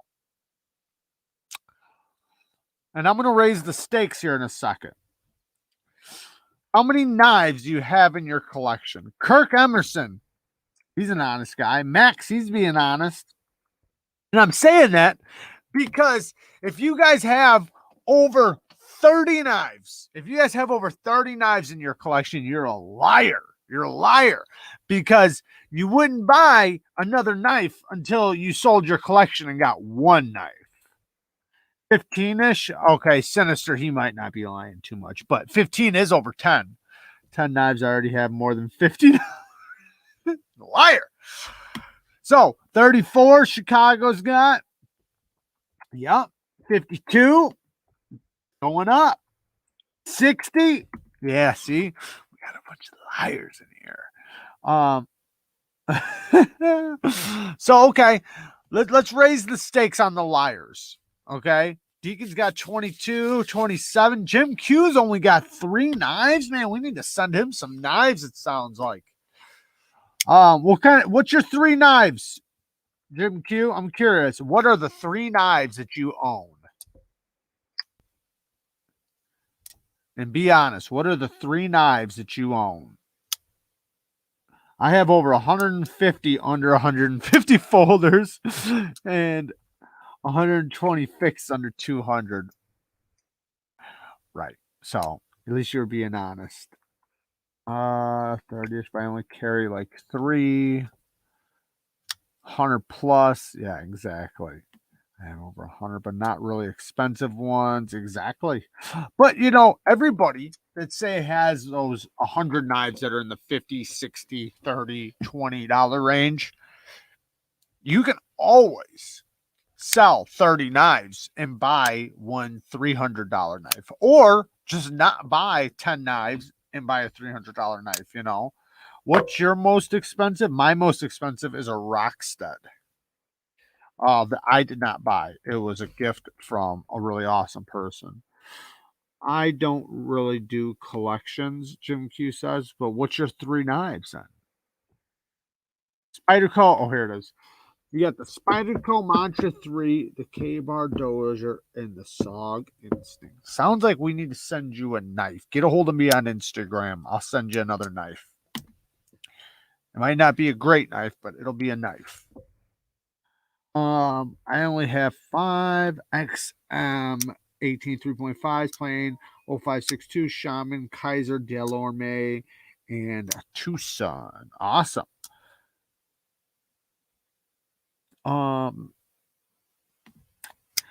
Russ says G-Boss VV Suncut is my most popular brand. Yeah, that's a lot of people's most popular brand. No, I think mine's about like $1,1200. It just depends on the one you get. There's a lot of different rock sides. I think mine's around 1200 or something. I buy boxes of replaceable razors. Where did it go? Fucking shit. I buy boxes of replaceable razors, razor blades, in the carton. Isn't each one of those a knife? So I got like several hundred there. I got did I give it away? I have a badass button lock replaceable razor. I can send you. It's pretty cool. It's like a folding knife. Well, the button lock folder for utility blades. Pretty cool. Most expensive in Cosi with the black micarta inlay. Sweet.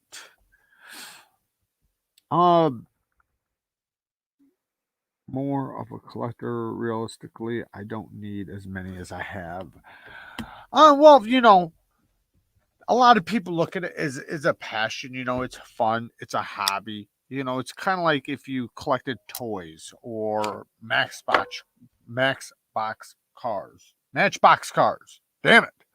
Or collected whatever, right? There's lots of different hobbies and passions. I used to collect reptiles.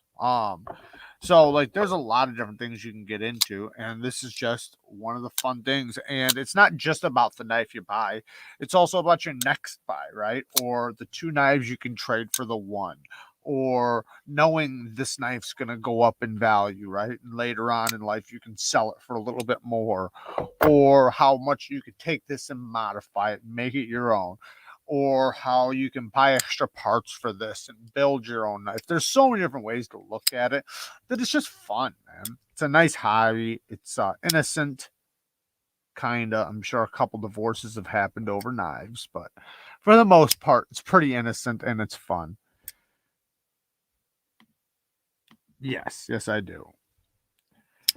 If you sold those 10 knives worth 1.5 million each, then you could probably afford every variation of every Marvel Sabibi. That's hilarious. Well, I was going to raise the stakes and say, so to the people that picked 10 knives, right? So if the stakes went with you can have your 10 knives that you absolutely love, your favorite 10 knives, right? In the world, but that's your only 10 knives.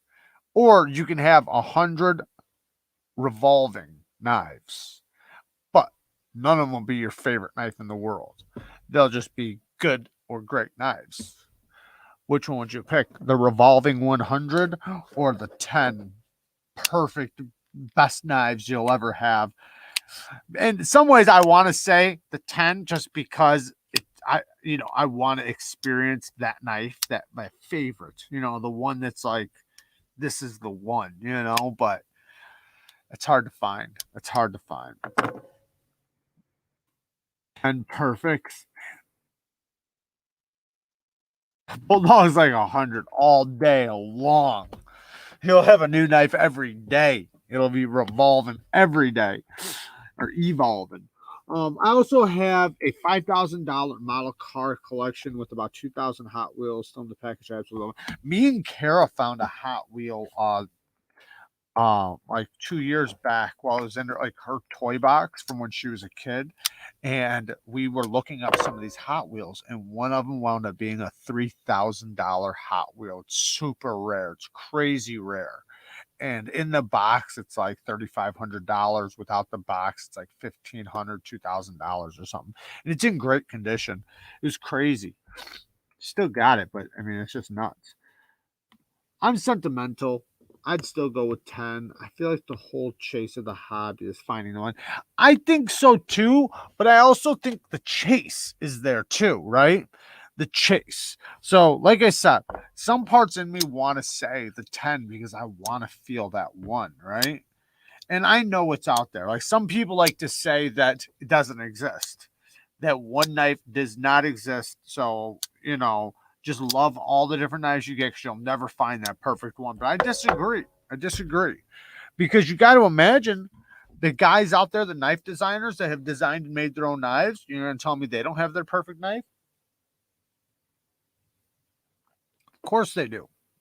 Of course your love and passion evolves. So this year it might be this knife, and next year it might be a different knife. And I do think there's situational knives, right? Like my perfect knife at work might not be my perfect knife at home, right? So that's why I think having like a perfect 10 or a perfect 20 is the way to go, right? You have your perfect kitchen knife, your perfect fixed blade, your perfect EDC, your perfect work knife, your perfect camping knife. You know what I'm getting at? Oh yeah, my kukri. Oh yeah. Oh, I don't know if Seems Logical's in here, but I found the nails. So in this thing, in the back right here, there's a little piece of newspaper folded up, and there's a cut in half nail that's in there because before they send this out, they do an edge stability test and they chop a nail in half to make sure it doesn't leave any dings. There's no dings, and I got a cut nail. So, and even with the chopping I was doing, there's no dings at all. I bet I could still. It's not shaving sharp, but it'll cut a piece of paper though for sure.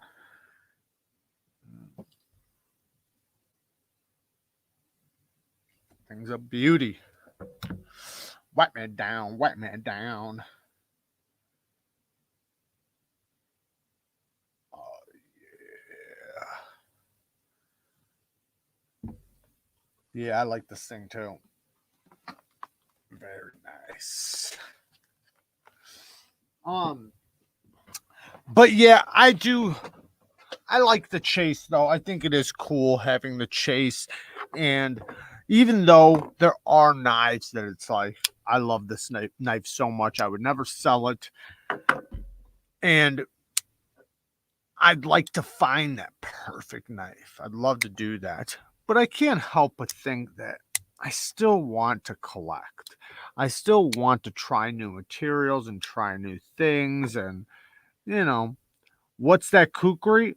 What brand is it? It's no Nora. Wait, fuck, man. Now you messed me up. It's right here.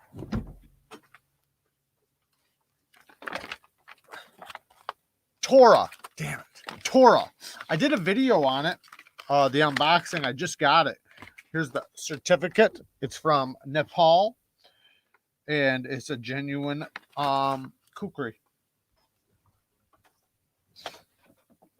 Tora, yes, Tora. I was like, I don't know what I already said. I had it in my head all day. But yeah, Tora. Damn sharp knives. What a cool name. I have one that's super thick. At the time, I thought it was the better choice, but looking back, I wish I got the one that was thinner. Yeah, that's why I got or chose one that was a little bit lighter, a little bit thinner, because there's different things.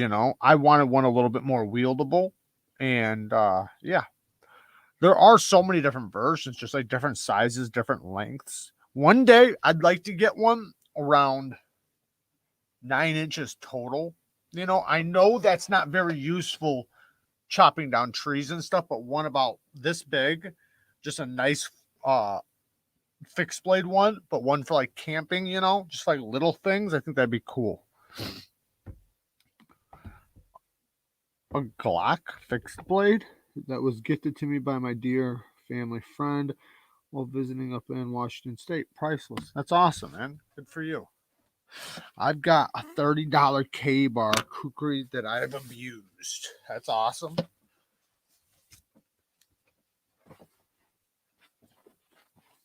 A Glock fixed blade.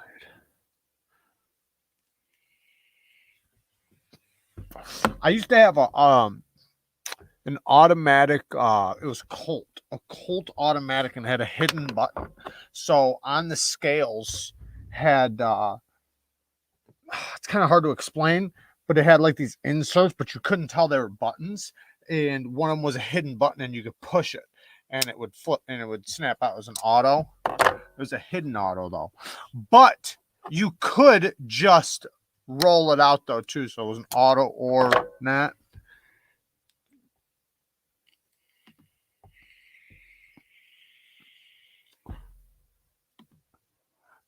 I now only have interest in Neeves and grateful, losing interest in Lefty fast. Well, I appreciate it.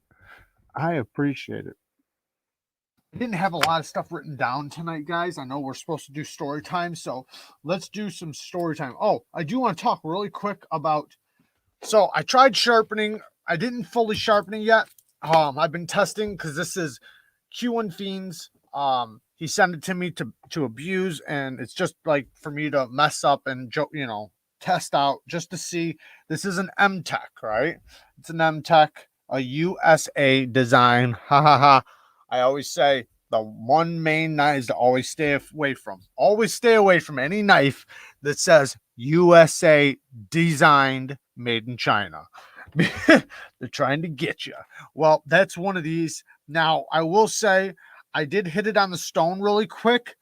It didn't feel as bad as some of the other M Techs I've tried. Now, I haven't fully sharpened it yet, but some of the other M Techs I've tried, man, they felt bad on the stone, like really bad. But they only were stainless. Like when you looked at the steel, stainless. This actually is 440C. So, and 440C is not hard for companies to heat treat. It's actually a relatively easy steel to heat treat. Obviously, Boss heat treat is going to be better than other companies. So I don't expect it to be like a buck heat treat or anything, but it's still 440C, supposedly 440C.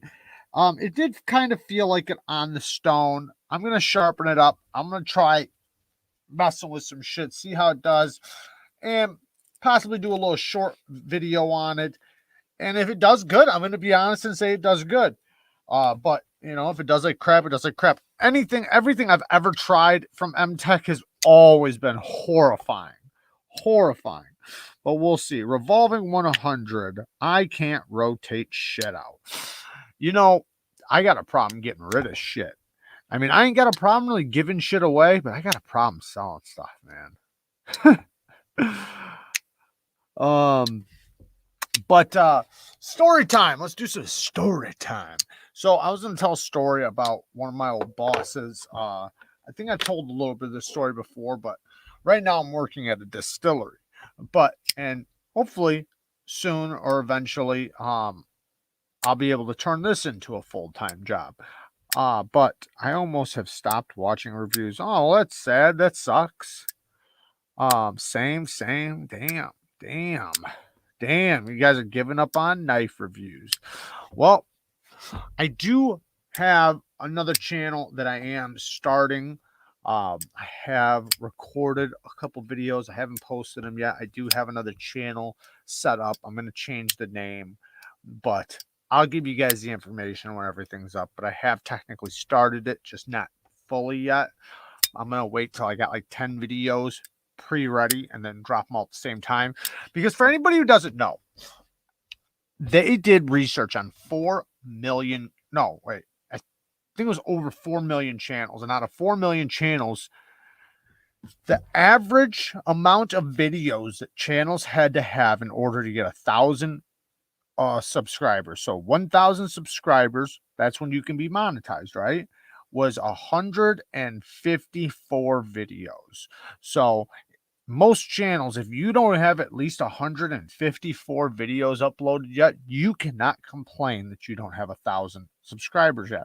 I've seen people literally start a channel 2 months later, they're bitching that they don't have 300 subs or whatever. It's like, yeah, no shit. You just started. Like, to me, I always thought about it when I started this channel. My first 100 videos was like practice. And I already knew that because I looked into it, like of the information on what it takes to run a channel and how many, videos it takes to get a following and all those things. And I know that like the first 100 videos you make, that's basically practice.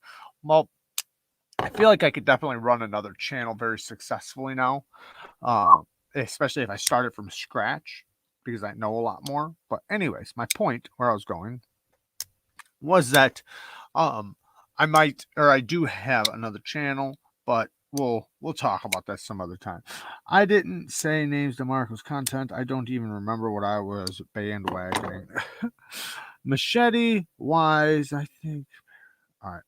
I'm going to stop reading the comments. So, story time really quick. So, I had this job and I was working and this is before the distillery. And what I was saying was that hopefully, eventually, I would like to make this a full-time job doing YouTube or sharpening and knife stuff and, blah, blah, blah, blah, blah.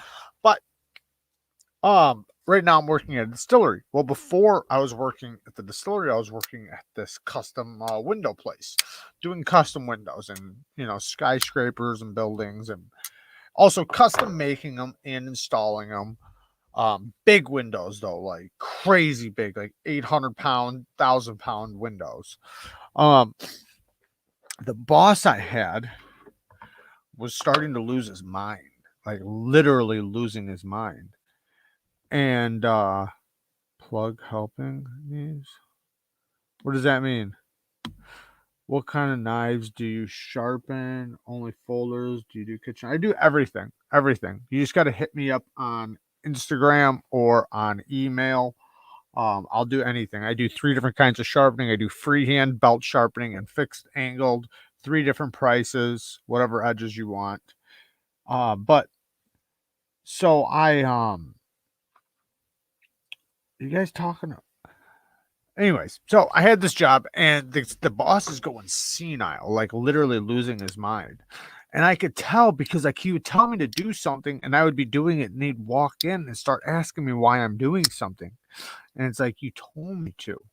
And he would sit there and look me right in my eyes and say, no, I didn't, and like, I'm thinking I'm losing my mind. Like, you were just in here with me. Like, we talked all about this. Like, it's very simple, right? You just were in here. We were just talking about this. And then he started doing like dangerous shit. Like he started dropping things, but from like the machines. And at one point he was moving this trailer full of stuff and he dropped it right next to me. And it almost hit me. And I'm thinking like, this guy's gonna kill me. Like I need to start watching my shit. I wound up crushing my fingers, 2 fingers, not at the same time, within like 2 months of each other. My entire nail got ripped off. If you watch my first videos, you can actually see one of my fingers is just like destroyed. I don't even have a fingernail or some shit. I don't remember. Anyways, but so I was getting hurt. And if you guys knew me like personally, I've always done construction. So I've always been the guy to send to do the crazy shit. I mean, it doesn't matter how crazy it is, whatever. I got it. I'm used to it, right? I grew up on ladders. I grew up on roofs. I grew up heights and cutting down trees and hanging off of houses, and hammering in nails. And so I've never been worried about shit. But this guy was like, it was beyond crazy. So if I'm saying it's crazy, then you can believe it's getting dangerous, right? Because dangerous is just normal to me. So if I'm saying it's dangerous, it's beyond dangerous. So then I'm realizing at this point that, like, I got to be careful. Like, this guy's getting very dangerous. Well, then I think it was like one of my last days. I think I showed up like 1 or 2 more days after this, but then I quit. I was there, and he's on the Bobcat, and we got this toolbox, and it's full of tools, bolts, everything. It's probably 4,000 pounds at least.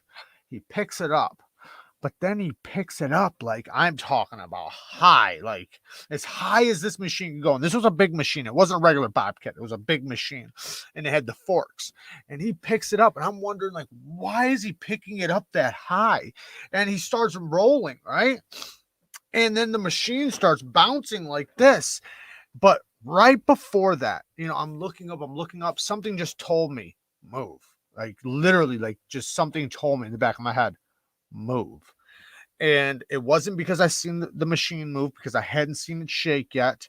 But so I moved. The second I moved, he dumps the thing, just dumps it for no reason at all. Dumps it. The fucking box comes down, lands right where I'm standing. And I mean, like, it was so close to hitting me. Like, it literally, like, was like, I stepped out of the way and goes, and it's so heavy. You can feel the compression in your chest. Like, your heart just stops, and like your nerves are like through the roof now, because literally a tank just fell right next to you. And I looked at him, and when I looked at him in his eyes, there was no expression. Like, he just kept driving, like as if nothing happened. No, are you okay? No, sorry. No, I didn't mean to do that. Nothing. Just cold hearted, just drove by. And I'm like, I'm done. I'm not staying here. This guy's going to fucking kill me. And it's not going to mean nothing to him. Like, he doesn't even realize he just dropped a 2-ton object next to me and almost killed me. And I'm going to stay working for this dickhead. So I wound up quitting, because like, that was just part of it. Like, multiple things added up to this point, right? With him forgetting stuff and just weird stuff. And he was such an asshole. Like, I never worked for a more meaner person. And I realize now he was so mean because he was probably going senile. But he was one of those people that had millions of dollars and stuff. Millions of dollars. No family, not one piece of family, nothing. No friends, no nothing. Everybody hated him. He doesn't have a kid. He bought a wife, like literally, like one of those you can buy him from another country type of wife. I don't know anything about that. I just know he did that. But besides that, though, he got nobody. And I used to feel bad. I felt bad for him for a little while, that he didn't have anybody. But then I realized he's done it to himself. You're a fucking asshole. Like, of course nobody wants to be next to you or be around you or be your friend. You're a piece of shit. And that is just him. But then you take somebody like that, then make them senile. It's beyond messed up. And then I'm working for this guy. And I wondered when I first started working there, like, why am I the only guy who speaks English? Because I was literally, my entire team were guys. Nobody spoke English. So I'm working, trying to translate through sign language. It's not even real sign language, like, just like, trying to, because I don't speak Spanish, at least not well at all. So, but then I realized the reason why was because nobody would work with him if they spoke English, because they'd literally quit the first day. To me, I was kind of used to assholes because of working in construction my whole life. Like, everybody's an asshole, right? So I thought it was just kind of that, but then I realized after a while, like, no, this is beyond asshole. This is spiteful. This is senile. Like, this is crazy. And he had me thinking I was crazy a few times. So, but yeah, I think about that job a lot though. Like, I'm so glad I quit. Like, it's one of those jobs that one I fucking hated. I hated it. And I've had worse jobs that I liked more. You know what I mean? Like, I've literally had way worse jobs that I liked more, but I fucking hated that job. And then, like I said, if I would have stayed there, the guy would have killed me. And definitely wasn't worth the money. And even if I didn't get killed, right? Like, let's say if I got paralyzed or something like my dad, that'd be worth it. Fuck no. I'm so confused. Why? We were talking about work. Um, yeah, that's a good lesson. Be kind to the people you're around. It makes life worthwhile and sharing in the life joys with you. Being old and lonely is no fun. Facts. Facts. Nobody wants to die alone, right? And once you get to a certain point, you're gonna die alone, right? So that's why you try to build people around you, through family or whatever. But eventually it's going to be too late. And for him, it was one of those things where I think he felt like it was too late. That's why he bought a wife. But besides that, nobody loved him. Nobody cared for him. Nobody liked him. Anybody who's around him is around him because he's paying them.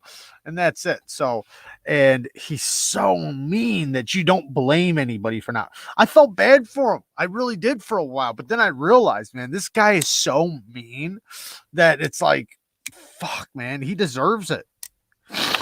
Good people can make a terrible job all right. Bad people can make a good job terrible. Right. It's so true. So true. That is so true. Yeah, that's true too. But yeah, it was crazy though. Like, I thought about fucking suing. Like, I never sued a job. I never sued anybody. I've been hurt so many times. But when I hurt my finger though and messed up my finger, I almost felt like suing him because he acted like nothing happened. And I remember thinking in my head, like this happened because of you. Like, you just did this to me, and it's like, because he had this machine and he was trying to get me to do something with some sketchy ass tools. And I told him, like, this isn't going to work. And then he was telling me, grab it. And as soon as I grabbed it, it ripped off and my finger got crushed in between this thing and just ripped my nail right off. Like, it messed me up pretty bad. Yo, Mitch Balik, thank you for the donation, man. Thank you. I appreciate it, man. Thank you so much. I grew up much the same. There are very few jobs where the money justifies being treated so badly and hating it. If you love your work, it doesn't feel like a job. Yeah, but I had it in my head because always doing construction. Always. I was like basically born on a construction site. So, like, my first memories are on a construction site. So to me, work was pain. That's all I knew. Work was pain, heights, hitting yourself in the hands with nails or hammers and shooting yourself with nail guns and fucking bricks dropping and hitting you in the head. Like, that was just life. So to me, like, liking your job was like hilarious to me. Somebody, it's like, so to me, the people around the job, is what you love, and growing in a passion that you like and growing in it, and, being able to get the skills to do anything. That's what was important to me. Being able to be in any position, any situation, and do something about it, regardless. Being very useful, being a person that people needed, somebody that could do the job. That was very, very important to me. So I think I just fell into that where I didn't really understand. I thought hating your job was normal, I guess, but then it got to the point to where it was like, yeah, this is not healthy. And Kara and me would talk after work, and she would basically tell me, like, you can't stay there. Like, you got to leave, And I fucking, I stayed there just because we needed the money for a while, but then eventually when that thing dropped, like it's like I'm gonna die. Like this guy's literally gonna kill me. So 80% of enjoying your work is who you work with. And that's what I meant, was that like it could be a horrible job, but the people I was around would make it even better, or make it better, I guess. Hey man, still suggesting that CJR kicker at least worth looking. I know I'm definitely going to I'm not going to pick one up right this second, but I'm definitely going to wind up picking one up because I do want to check out the kicker, possibly test the lock, spine whack test it, but because I do want to check it out. I've lost a nail before, twice, same one too, big toe nail right on the front foot. Some of the worst pain I felt, and I've had multiple surgeries also. I've renovated plenty of houses, and all that stuff sucks. Yeah, definitely. Yeah, I've lost a bunch of nails. When the one was full of blood, I melted a needle to put through it, and blood just goes it squirts out, because of all the pressure. Yeah, I've had every injury, so many injuries. Yes, Mike Emler's live, I think, just started. Here's Mike Emler's live. If you guys want to go see his live giveaway, I'm gonna get out of here in about 5 minutes. Figure I'll sit here and shoot the shit for a couple more minutes because I know his just started. I think his starts with music and everything at first, so we got a few seconds.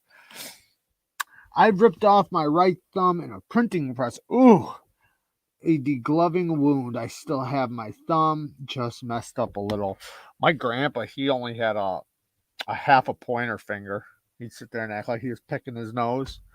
Oh shit, Spanky, I used to set up and run Harris 500s. I don't know what that means. But yeah, I've had a lot of injuries. I've sprained my neck, broken my face, broken my nose 3 times, ripped nails off, broken fingers, broken toes, fucking all kinds of shit. I've had everything happen. I haven't broken any arms or legs though. I have pulled legs out of socket and stuff like that. Dislocated them and sprained and stuff. But hey, Marco Polo, God bless the 13 soldiers lost last week. Yes, absolutely. Absolutely. It's very sad, man. It's very sad. And I hate it, man. I can't tell you how much I fucking hate that shit. I could go on and on. It drives me nuts. You guys might not have heard it, but did you guys hear what Jocko, his little speech that he said? That was really good. It may not that it was real or anything like that. I know it was just Jocko basically saying what he would say if he was the president, like how he would address the country. But it made me feel good that it went viral, that people got to hear that. Yes, that was it makes me feel good that there's people out there that are talking like that and have a big enough following for people to hear the message. Made me feel good, but yeah, it sucks. It's sad. I have a story not many believe, but it's very true. 2009, I lost my right eye due to a pellet gun accident. Lost all vision in it. You'd be surprised. I do believe you. I ruptured my eyeball with a potato cannon. So point blank, broke all the bones in my face, ruptured my eyeball. I was blind for a while. I was blind for, I don't even know, it was like 2 months altogether, like with every bit of it. When I started getting my vision back, everything was blue and all I seen was shapes. But yeah, it was some of the most painful shit I've ever been in. With my eyeball ruptured. Oh, it was so bad because I couldn't see, because even though I was blinded in one eye, my face was broke. So of course it was going to be hard to see out the other eye. But besides that, your eye sympathizes for the other one. So, and you should know this because you lost your eye. So when you lose one eye, your other eye, just opening it and using it, creates the most craziest pain, and everything's blurry. And the doctors told me that your eye sympathizes with your other eye, so you're going to end up being blind in both eyes for a little while. And for like a week or two, I was blind in both eyes completely, couldn't see nothing.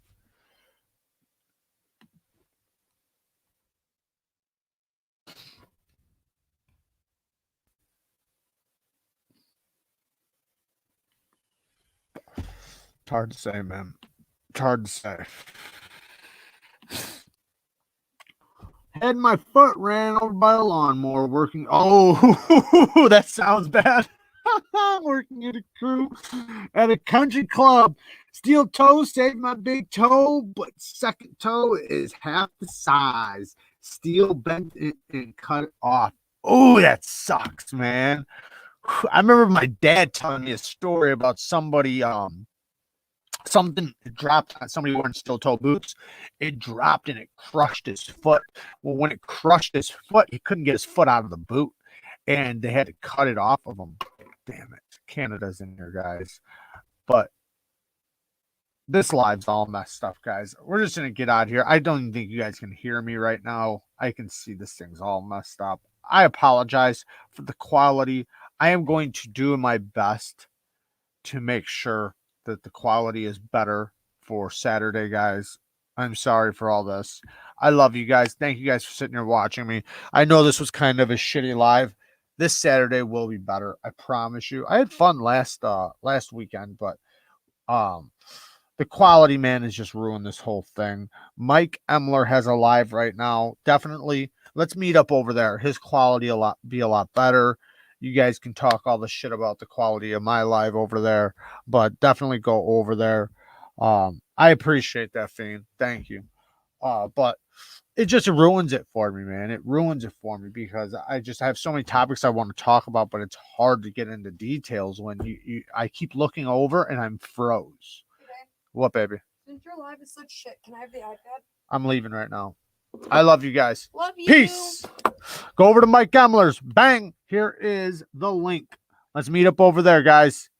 Peace. Oh, don't forget, Saturday. Be here on Saturday. We're going to have a fun one. This Saturday, 7:30 p.m. Central Time, just like every Wednesday and Saturday at 7:30 p.m. Central Time.